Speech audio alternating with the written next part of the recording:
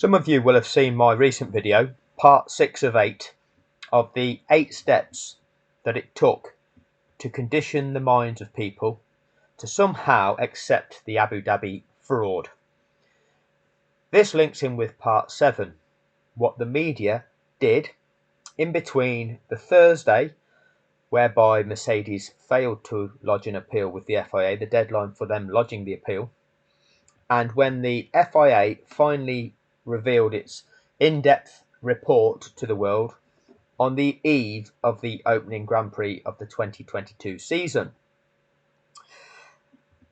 A month after the Abu Dhabi Grand Prix, so it was the 14th of January 2022, Sky Sports F1 were commissioned to produce this show, and it was called the F1 Show Special Abu Dhabi 1 month on. So it appeared on their F1 channel, Sky Sports F1 channel, and now you can see it on their YouTube channel. So this video is on YouTube. It's an hour and 13 minutes long, and you will see the entire construct of it is aimed at validating the event, conditioning minds. They're pretending to address it, they're pretending to deal with all of the issues raised, but ultimately they are entirely trying to quell the dissenting voices, offer validation for it, and suggest that what's done is done and we should all move on. And it was all one big mess. Nobody meant any harm by it, but we should all move on. I'm going to go through this in several parts. I'll probably break it down into about 10-minute sections of this, because with my analysis, it's going to obviously make my videos 20 to 30 minutes on each section. So the first 10 minutes I'm going to go through with you now. The chance for Max Verstappen and Lewis Hamilton to be the writer of their own story. The end of an epic battle that has captured everyone's attention and emotions. What we don't know is how this blockbuster ends. It's winner takes all. Oh, and there, Max Verstappen and Lewis Hamilton almost coming together. Finish me on track. No investigation. That is incredible. It's like a game of chess. This is going right down to the wire. Christian, 10 laps to go. We're going to need a miracle to turn it around. Just one thing there. I need to go through the Grand Prix in the second half of the 2021 season. Off the top of my head, I don't recall the sports commentary team, the Sky Sports F1 commentary team, cutting very often to the Red Bull pit and asking Christian Horner for his opinion as to how the race was panning out in each of those races. It didn't happen in the first half of the season. So the fact that he is being questioned with 10 laps to go, 10 laps to go of the last race of the season. I know, let's interview Christian Horner. I don't recall that being normal. But it's made out as if this is normal. And Christian Horner gets the platform to project to the world, we need a miracle. We need some help from the racing gods. I wonder what this race could throw up. The seed is planted. Oh no, Nicholas Latifi. That will be a safety car. Hamilton stays out. Verstappen coming into the pits. Again, the focus on the tyre narrative. We've already focused on the lap 1 incident that they made so much of, despite the fact had Lewis Hamilton not moved out the way, Max Verstappen would have collided with him. He put his car on a collision course with another car, which is totally unacceptable. The sport did nothing about it, as it allowed him to do so all season. They didn't penalise him for throwing his car at another car, and had the other car not gotten out of the way, Max would have hit him. They validated that driving all season. Negative. Race control, they've decided the lap cars will stay where they are. Why aren't we getting these lap cars out of the way? Christian, just give me a second. So what we had there, let's just go back and pause it on that moment. They are. Why aren't we getting... Well, we've got the camera directly on Christian Horner on the pit wall, and again, it seems very contrived that we have this view of Christian Horner, because we don't always get this view of the teams at every Grand Prix and have them speaking to race control at every Grand Prix in this manner. These lap cars out of the way. Christian, just give me a second. And we have the evidence of FIA race control. Here we can identify at least 4 people in FIA race control. There's Michael Massey, chap sitting next to him. And then on the back row, there's a chap here in a mask and the top of a chap's head there. There's other screens which you could easily draw the conclusion there are other people sat behind them screens monitoring the events of what is going on.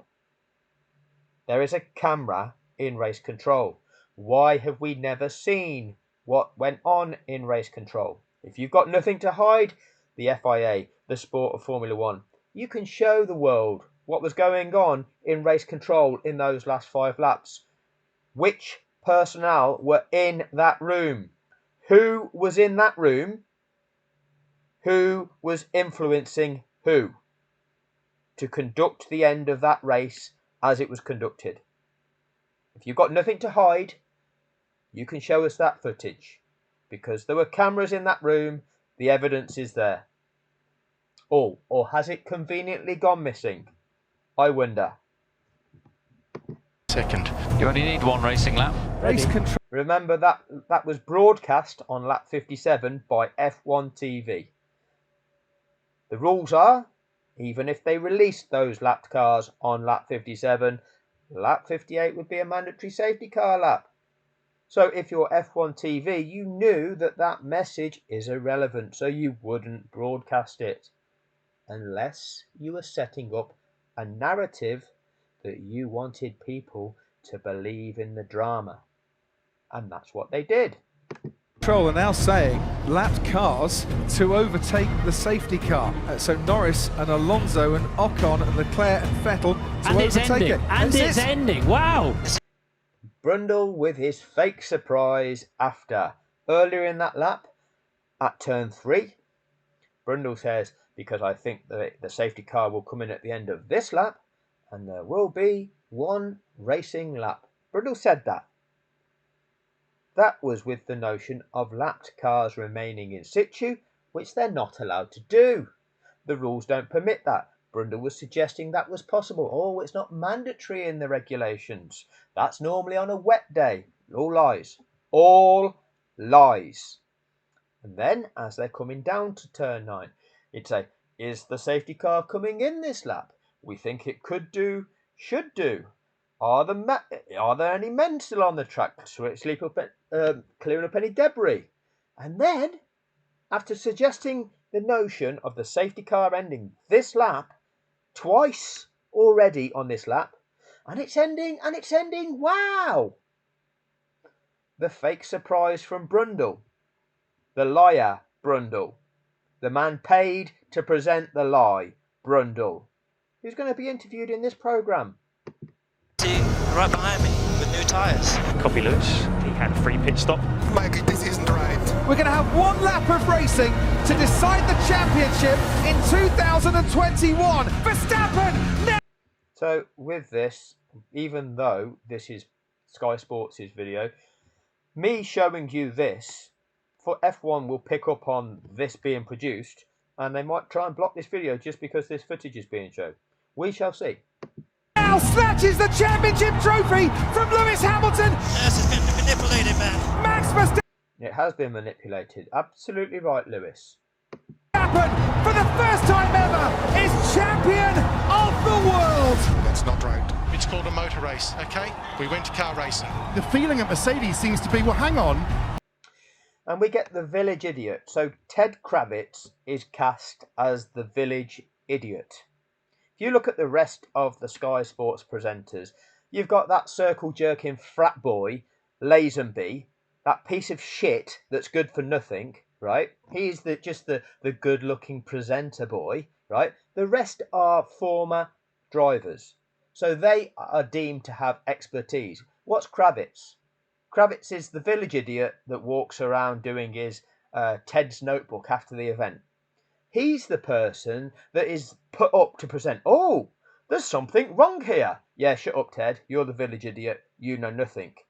That is why they cast him to play that role. There seems to be an abuse of the rules here. You just wonder what Mercedes are going to do about this. It is controversial. We've never seen a restart like that. It's still very, very highly charged down here. What's the remedy if the FIA didn't follow their own procedures? What's the remedy, Martin? What's the remedy? You keep confusing people rather than just stating simple facts, Martin. Hello, Happy New Year and welcome to this F1 show special. A month on from one of the most controversial ends to a season in the history of Formula One. Today, we're going to look back at what happened both on the track and in race control that night, why it got so messy and where the FIA and the sport go from here. Lewis Hamilton said on team radio, "This is getting manipulated." Well, was it? There are thousands of people who believe it was, but there remains no evidence to prove that. There remains no evidence to prove that. Absolute bullshit. You're reading from a script. You've told people now. You are conditioning minds saying there is no evidence. There is evidence. We all saw the evidence. I've gone through the evidence now, making it crystal clear. The evidence being what you were shown by F1 TV was a contrivance. The messages that they interjected with created a narrative to lead your thoughts. Your commentators, Sky Sports F1's commentators, Brundle and Crofty, lied about the rules of the sport, lied about the possibilities before the FIA broke the rules, conditioning people to believe that certain things may be possible, which weren't even possible. The FIA broke the rules in the form of Michael Massey and the other 10 personnel in FIA race control. The FIA upheld the rule break with their 4 stewards in that Mercedes appeal. Every broadcast by the media since has done nothing but validate it. Nobody has addressed the true reality of it. Nobody has exposed the true reality. You are saying there is no evidence. That's clear evidence. That's clear evidence of a contrivance. Different parties all contributing to the outcome being what it was. All playing their role to fulfill that narrative. And you, being one of those personnel as part of those, are saying to the world, there is no evidence of this. Yes, there is. And you're part of the criminality, Lazenby. So was it just highly questionable decision-making on behalf of the FIA? Today, we want to unpack the issues that are still being debated daily on. There's no evidence, so was it just highly questionable decision? Or was it corruption, Lazenby? Oh, you failed to address that, have you? You failed to even offer that as being a possibility. This subject on social media and within the wider motorsport community. To start with, I'm joined by Martin Brundle, Johnny Herbert and Damon Hill. And the first thing that we want to say that this is not a programme designed to take anything away from Max Verstappen and That's right, Lazenby. Oh, the first thing we should say is, we don't upset the strap-on fanboys. Oh, please, strap-on fanboys. We love Max. We love Max. Don't be upset. We're not slating Max. Listen to this shit. Red Bull, a worthy world champion. Over the course of the year in 22 races, Max led 652 laps. Oh, wow. He led 652 laps. Wow. To Lewis's 303, led the championship for 15 of the 22 races. Wow. His team made the right calls at the right time, and he also... His team, well, we can pretend that they coerced race control into breaking the rules of the sport, okay? That's if you pretend that's all they did. The reality is they manipulated the entire thing. They constructed all of that and got the right people on board to make it happen. That's the truth of the situation. How much of that we can actually evidence? Well, we can evidence some of it at the moment. The rest will ultimately come out. when people know what's at stake and what they're going to be hit with, people will start squealing. But Red Bull were behind a lot of this, in cahoots with others. But Red Bull were a significant part of this. Also had his fair share of bad luck. We want to get... Oh, Max also had his fair share of bad luck. So in no way do we want to offend the strap-on fanboy. Get right into it though and go back to where we started. Lewis said it was manipulated. Was it? And Martin, was what happened in Abu Dhabi one of the greatest sporting injustices of all time? So Lazenby asked the question. Lewis said it was manipulated. Was it? It clearly was. You've never seen a Grand Prix like that before.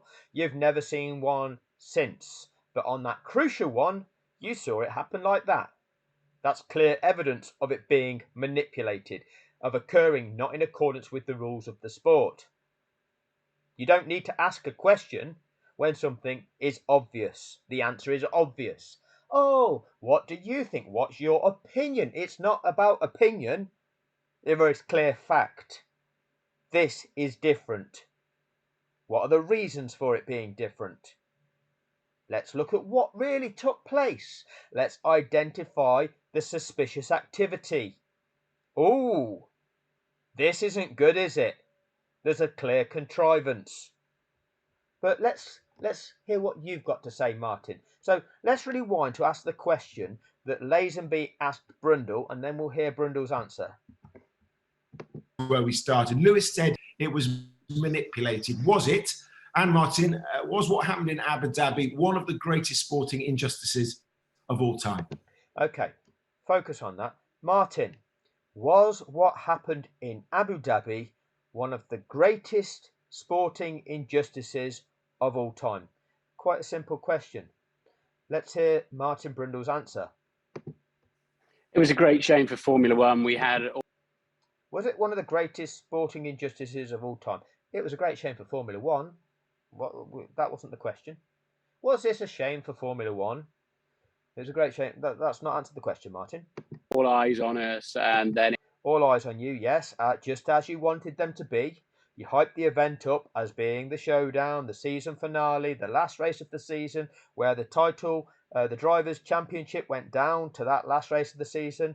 Winner takes all. That's how you built the event up. That's why you got the eyes on the sport that you wanted, that has grown the sport, which is now a great shame for that sport, making that sport far wealthier due to the extra interest in it, making all of the teams far wealthier, having far more sets of eyes on all of those brands that want to advertise in this sport.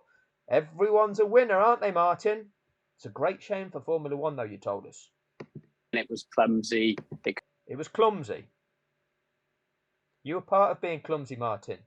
You're calling it clumsy. You were telling us that the safety the lapped cars don't have to be released. You don't think that's what it's not mandatory in the regulations. You don't think, Martin, but that's usually on a wet day. That bullshit story that you've given us.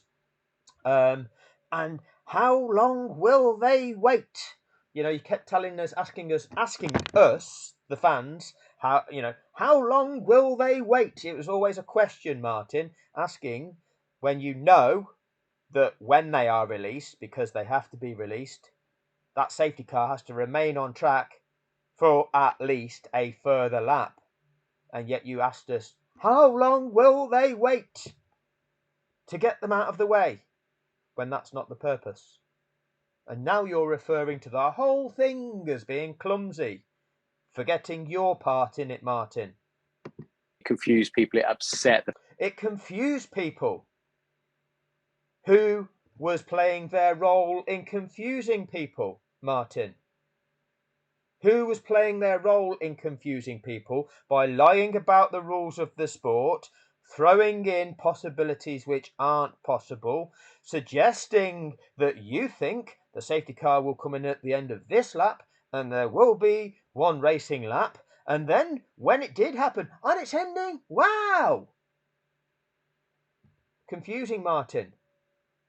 Who's caused that confusion?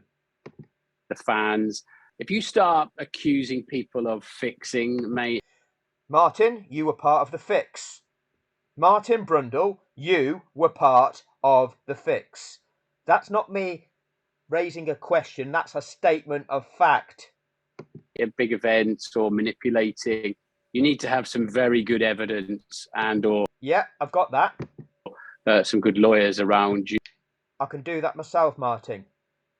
Okay, because when you're dealing with law, you just need to base it on truth, evidence, fact.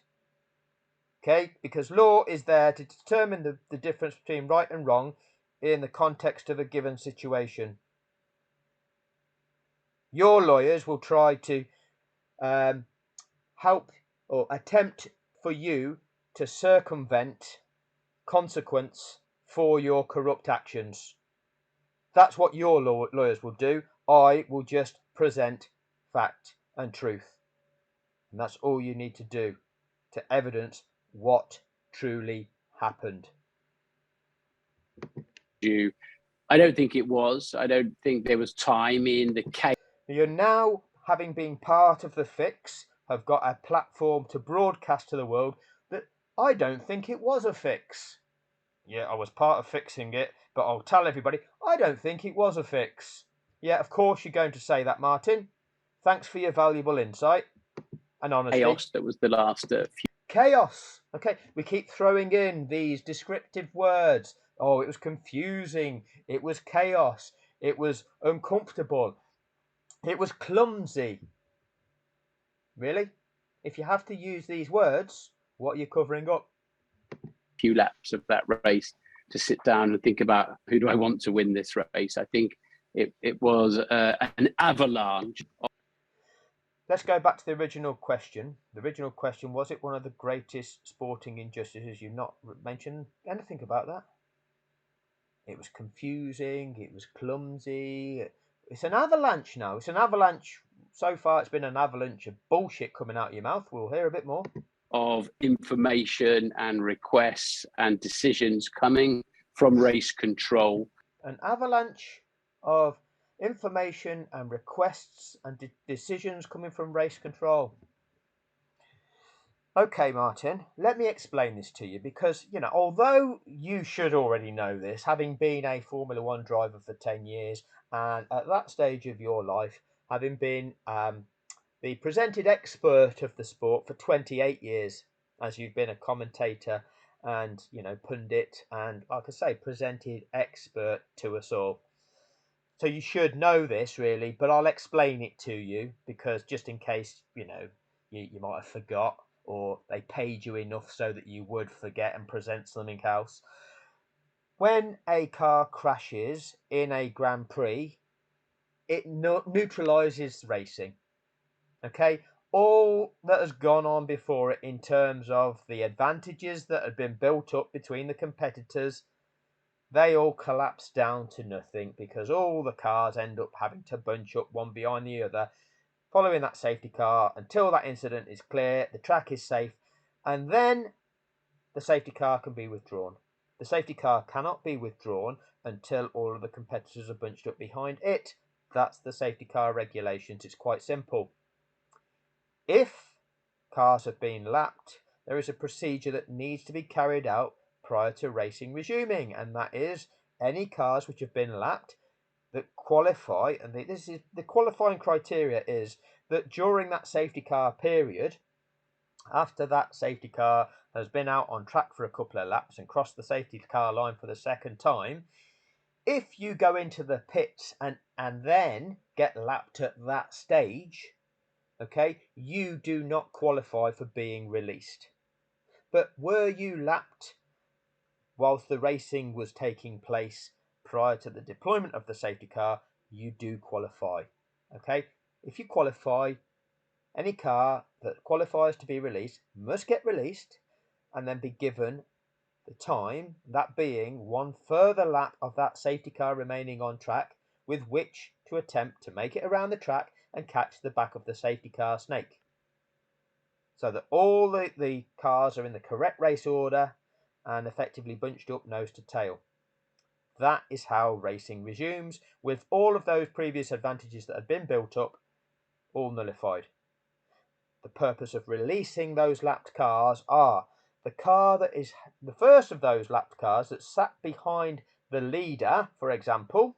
In this case, it was Lando Norris that got held back behind Lewis Hamilton, because Lando Norris was the first car on the road that was directly behind Lewis that Lewis had made it by. The next car, had it gone on for a few more laps, Lewis would have gone past Pierre Gasly and lapped him. But as things stood, Lewis had lapped Lando. Pierre Gasly was only a few seconds up the road.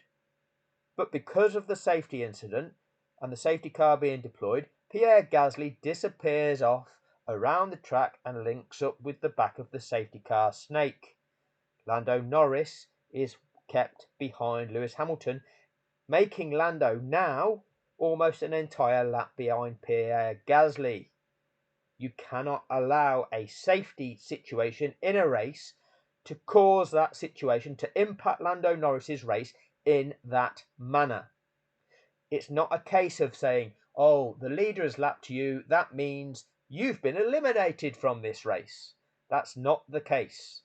We've had at Brazil 2019, Pierre Gasly had been lapped. The unlapping procedure was carried out correctly. In fact, those released cars were given 2 further laps of the safety car with which to fully catch the back of the pack. Pierre Gasly, having previously been lapped, finished that race in 2nd position. They try to tell you, oh, they're only released so they don't interfere with the race between the leader, which is utter lies, because it's clearly an interference if you manage to finish 2nd. So it's a lie. You've never articulated that, Martin Brundle, the so-called expert of the sport.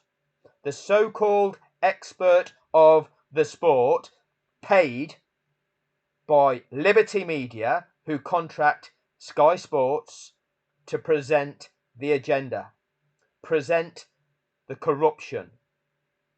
It's corrupt. And mistakes were made. I think we ended up with a hybrid fast track version of the regulation. You try to validate what went on by saying, I think we ended up with a hybrid fast track version of the regulations. What on earth is that? The regulations were clearly broken. That is a statement of fact. The regulations were clearly broken. Brundle describes that. I think we ended up with a hybrid fast track version of the regulations. Tries to propose some sort of validity to the rules being broken. That's how disgusting this filthy individual is. With a cloak over it of, we've kind of agreed we don't really want races to finish under the safety car. A cloak over it, in that we've kind of agreed that we don't want to see races finish under the safety car. That what you've just said, Martin, is fraud. That is fraud. You cannot agree within the context of a sport an ending to the sport. That's manipulating the outcome of a sport, which is a fraud.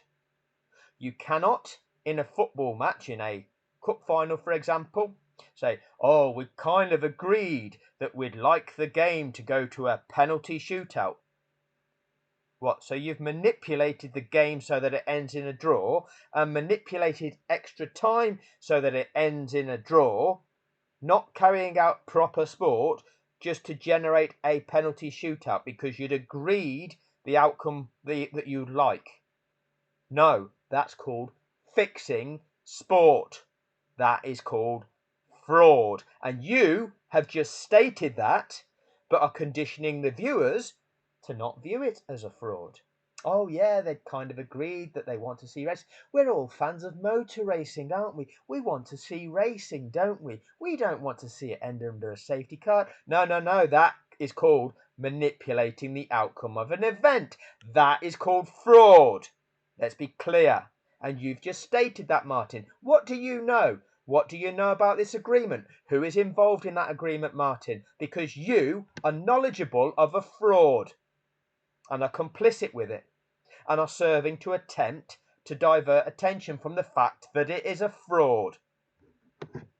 Or the red flag. And again, proposing a different option, which wasn't a valid option. Once again, trying to propose different options that can be argued about in the comments section. Disorientating people.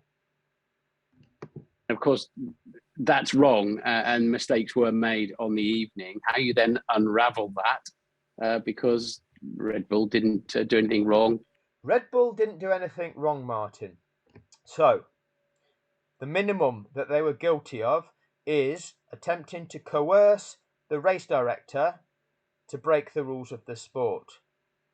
And you're suggesting Red Bull didn't do anything wrong.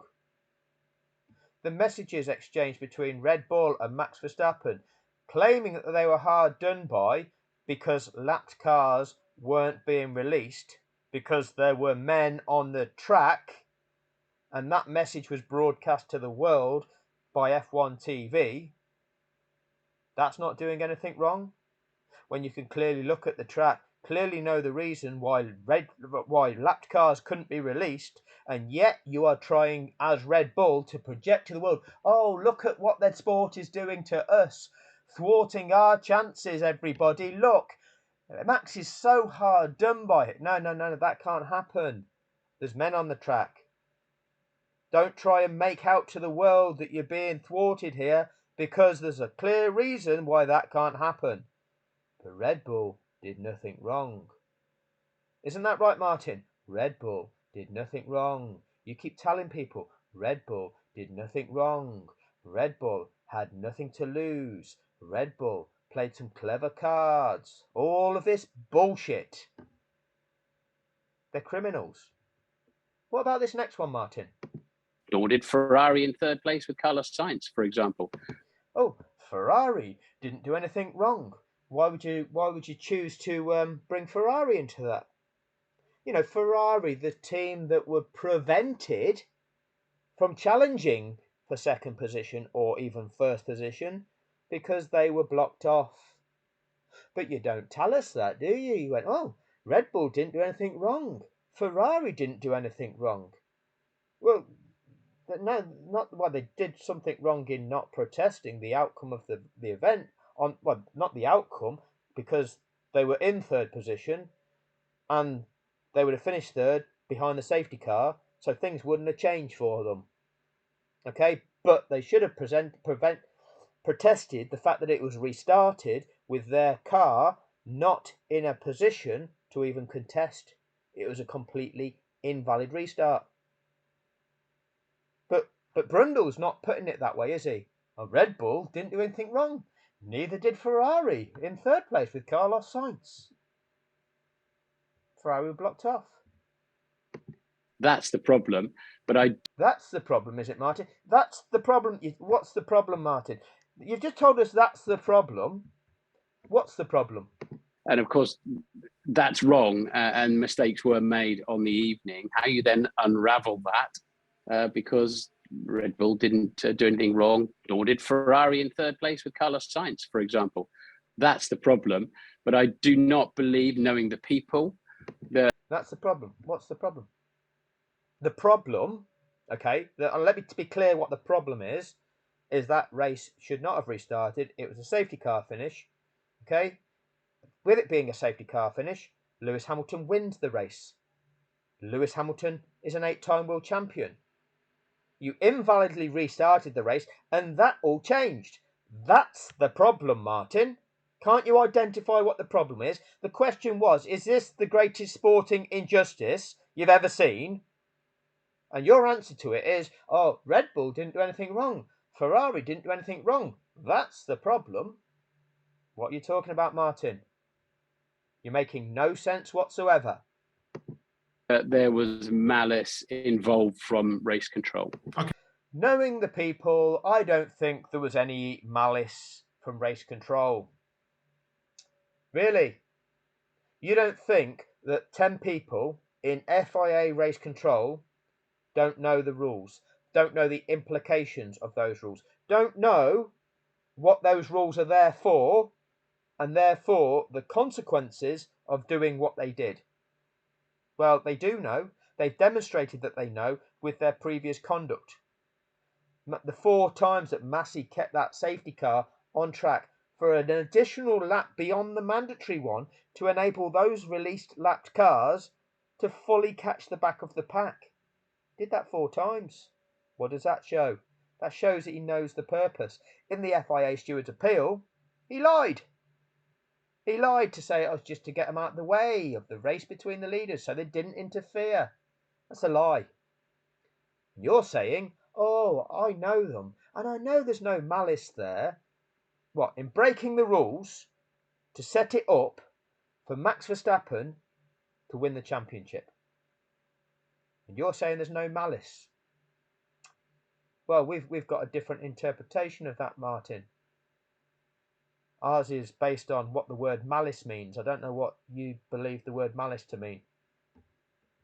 Okay, I mean, it's the same question to all of you, really. Damon, I'll come to you next on this.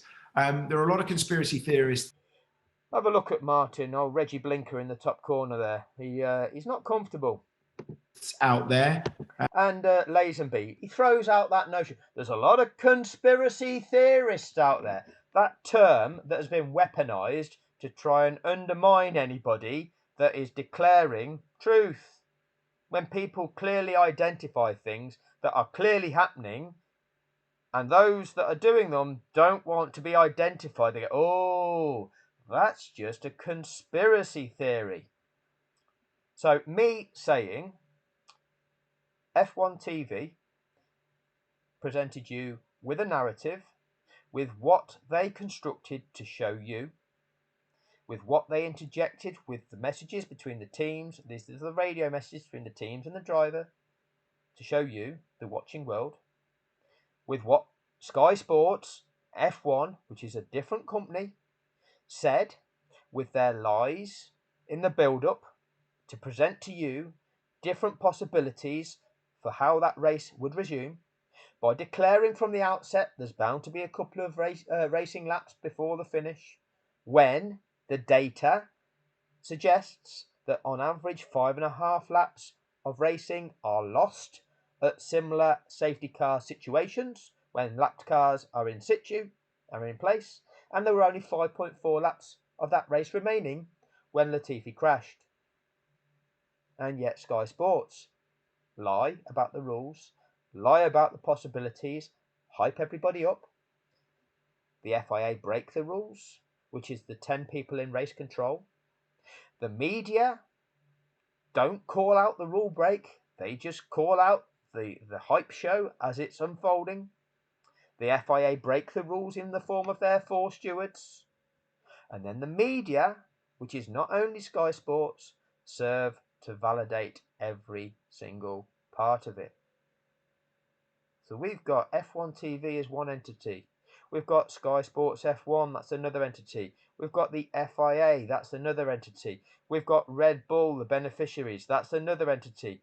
We've got the Mercedes Formula One team who didn't follow through with the protest. That's another entity. We've got 8 other Formula One teams. We can currently discard the Alfa Romeo team because neither of their cars were running at the point in time this happened. But we've got the Williams team which actually crashed the car in the form of Latifi, and we've got the other teams that were lapping behind that safety car that were all affected in different ways, that didn't protest the restart where they should have done because it was invalid. And when you consider the messages transferred between the drivers and their teams, all of those teams were complicit with race control, breaking the rules of the sport before those rules were even broken. Oh, that's just a conspiracy theory.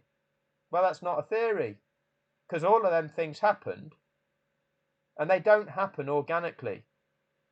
They're not independent, because they all contributed to that construct of that event.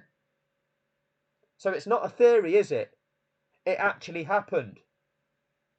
But Lazenby here, Lazenby wants to protect. Oh, there's lots of conspiracy theories from these mad people on the internet that think that we're all working together to manufacture this. Oh, them crazy people that come up with that idea. Fuck you, Lazenby. Fuck you. And fuck you all. Because you're all going to fucking go down over this, you corrupt fucks. Do you feel that everything was done fairly on behalf of the FIA? I think that obviously the Lewis Hamilton fans feel very aggrieved because... The Lewis Hamilton fans feel very aggrieved. Let's divide society, Damon. Let's say this bunch of people over here think this, and this bunch of people over there think that. That's right. Divide and conquer. Create conflict. Watch them parties argue it out in the comments section so that Formula One continues to trend and everybody else makes the money from the situation. And Lewis Hamilton may well do, and Mercedes do. The way the decision went disadvantaged them, and they felt robbed. They felt that, did they? Or did that actually happen? They feel. It's not about how you feel, Damon. Did that decision disadvantage Lewis Hamilton? Answer: yes, it did. The correct decision, in accordance with the regulations of the sport, is that safety car had to remain on track for that lap 58. It couldn't be a racing lap. It was a safety car finish, meaning Lewis Hamilton won the race and became an 8-time world champion. Oh, Lewis will feel that he was disadvantaged. No, he categorically was. So say so, you fucking flange, rather than this poncy fucking idea of the presentation, you prick. So there's a lot of ill feeling, obviously, in the Dutch camp. Of course, they're very happy with the result, but was it a satisfactory way of deciding a championship? You'd have to say it was unsatisfactory, and I think it might even have been unfair. I think it might have been unfair. I tentatively suggest that this might have been unfair. Fucking arsehole. Say it how it is. Because if you look at it from the point of view of how the decision was made, it allowed some cars to unlap themselves, but not others. Now, that in itself is unfair. What it resulted with... Explain, Damon. What's unfair about it? Was Carlos Sainz, the third-place competitor, blocked off from challenging the top two? Yes, he was. Can you say that, Damon? I don't think you do. How was Lando Norris's race impacted? You know, Lando Norris in 7th position. Was he able to challenge for 6th position? Or was he left 2/3 of a lap behind 6th? Having previously been closer to Gasly than Verstappen was to Hamilton. But you manufactured it so that Verstappen was right on the back of Hamilton. But you left Norris 2/3 of a lap behind Gasly. You don't mention that, do you, Damon? Is a focus on the two title protagonists. And I don't think you can run a motor race or a championship like that. You have to apply the rules equally to all competitors. Absolutely right, Damon. I don't think you can. Well, I can tell you categorically that you can't. It states that in the FIA International Sporting Code. The actual basics produced by this international governing body. Manipulated is a very strong word. I think... Why are you shying away from using it when it clearly was? The outcome was changed due to the rules being broken. That is clear manipulation. It was in some sense manipulated because I think that it was clearly manipulated. Michael Massey, the race director, was under pressure. Oh, but he was under pressure. That's not an excuse. Somebody was putting pressure on the referee to manufacture the result of the race. Somebody was putting pressure on the referee to manufacture the outcome of that World Cup final. Oh, in some sense, you could say that that was manipulated. No, that sport was fixed. The referee contrived the outcome of that. Quite easy to say, isn't it? How about you get able to say it, Damon? Who's paying you? Whose agenda are you presenting, you corrupt fuck? To allow this exciting, thrilling race to happen between. Oh, exciting and thrilling. Oh, no. We're talking about a crime here, Damon. Let's not call it exciting and thrilling. It's a crime that you're party to. The two drivers, and I think he caved into pressure from both sides. From both sides. What, Mercedes were pressurising him to rob Lewis of the title, were they, Damon? From both sides? Really? That's how you want to present it? But possibly more from the attempt to let Max come through the field, and that's why he basically allowed only the cars between Max and Lewis to unlap themselves. Oh, that's why he only allowed the cars between Max and Lewis to unlap themselves. Okay, we've forgotten the key part here. Because yes, 5 of 8 were allowed to unlap themselves, but the key part that everyone keeps forgetting is, even if all 8 had to be released, all 8 could have been released on lap 57. It was still possible. It was still possible. The key is that safety car remains on track. That safety car has to stay on track for lap 58. That's clear in the regulations. Why aren't you able to say that? That's a safety car finish. Johnny? Yeah, well, I think that the biggest issue that we've got, of course, is the decision that was made was totally wrong. It's something that, yes, he was under pressure. Finally, Johnny can speak straight. This was totally wrong.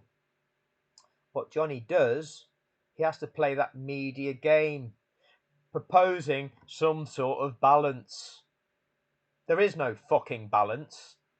There is a clear right and a clear wrong. We don't have to balance this out. Go, oh, this happened, but then there was this excuse for it, and this excuse for it, and this excuse for it. No. This happened. It shouldn't have happened. So let's get to the bottom of it. Let's not excuse it. And when you do get to the bottom of it, you just see how corrupt this fucking thing is. But that is the position that he's been in. We've seen all sort of the people that have been there before, Charlie Whiting, for example, when they've been able to deal with that pressure that's going on. And that's part and parcel of what Formula One is all about. It's part and parcel of being an official in any sport. Your role as an official within the sport is to know the rules of that sport and apply those rules of that sport. It's quite simple. Of course, you're in a pressurised position. If you're not capable of handling the pressure of observing the sport and adjudicating on that sport, don't get yourself involved in that sport because you're not capable of doing the job. Michael Massey put himself forward there. He was the chosen one. He served as an apprentice to Charlie Whiting in that 2018 season and then served as race director for 3 full seasons. And now you're trying to excuse him. That's not an excuse. But when you're there to make things fair, you don't twist the rules that you think is actually going to sort of benefit Formula One. And like Michael Matthews said at the end about, well, we wanted to go racing. Yeah, you don't go racing after Sir Lewis Hamilton. Benefit Formula One? Did robbing the greatest competitor in your sport of his 8th world title benefit the sport of Formula One? You think that benefits the sport of Formula One? Robbing an all-time great of a valid accomplishment. You think that's a benefit? Knowing the other implications of that, known implications of the dynamics of the situation. had done one of the best races that he'd done all season, and then you sort of take that away from him because you've sort of given the advantage to Max, who had done the right call on the pit stop, putting those soft tyres on. But the right call has nothing to do with it. That's a free gamble. It's a free gamble in that if a freak occurrence happens and it is able to restart validly, then you've got the advantage. But that is secondary. The primary factor here is, was it possible within the regulations of the sport, the rules and regulations, for racing to resume?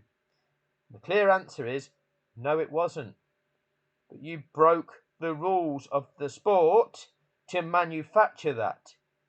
You did so in the knowledge of the conditions of those competitors. You separated out just two competitors in the firm knowledge that one of them was significantly advantaged over the other. And you broke the rules to set up that scenario. That's manufacturing an outcome to a sporting event, a sporting championship. That's fraud.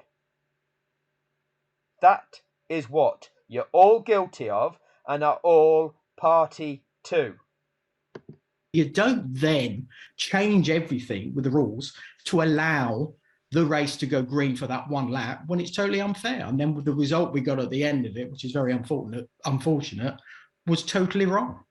Okay, well, let's go back much more on this and break it down for you from the moment that Nicholas Latifi put it in the wall at turn 14. That brought out the safety car. And at that point, Lewis Hamilton had an 11-second lead. So 5 laps remaining. And then it was 12, but you keep always trying to make that distance shorter. And the uncertainty in race control quickly appeared to escalate. Of course, the uncertainty in race control quickly appearing to escalate. This is the narrative. Massey, you're going to have to be the fall guy on this. We're going to have to pretend that it was just a confusing situation.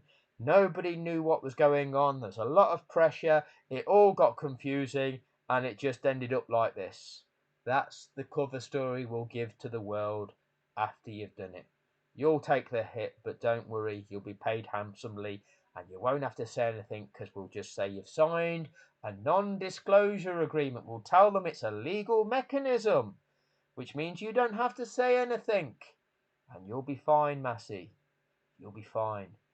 And after a bit, we'll get you back in with the boys. We'll sort you out, Massey. Was confusion not only on the pit wall, but with the drivers too. This is some of the team radio that we didn't have. The confusion not only on the pit wall, but for every team that forgot the safety car rules. Okay, forgot the fact that you have to release the lapped cars. You have to, because that's in the regulations that it has to be done. And then you have to give those released cars a further lap with which to catch the back of the pack. Because all of them teams and the radio messages exchanged between team and driver were saying, oh, we think we're going to restart like this. What, with lapped cars in situ? Because that's not allowed. Why would you think that, teams? Oh, we think the safety car will be coming in at the end of this lap. Why would you think that, teams? Because that's not allowed either. You're not allowed to restart with cars in situ, or having only just released the cars, just 5 of 8, that safety car needs to remain on track, not come in straight away. But you're communicating in your message to your driver, this is what we think he's going to do. Why would you think that? Why would you not be yelling out, whoa, what's going on here? That's not allowed. None of you did that, did you? Yeah, keep quiet, Lance. We'll explain later. We'll tell you later, Lance. Have access to on the night, but gives a fascinating take on what it felt like from the cockpits of those involved. Right, that will do for this video. We'll pick the next one up from this point onwards. So, this is going to be broken down into several parts. As you can see, there's a lot to break down. There's a lot of lies to unpick, to unravel, to expose. These are paid fraudsters. They are contracted. Sky Sports is contracted by Liberty Media to be the presenter of this shit show, this entire fraudulent show. These people that are put before you are fraudsters. They are liars. Entire liars, lying to you, lying to your children, coming up with a false narrative. They're all part of the fraud. They're all criminals. Until the next time.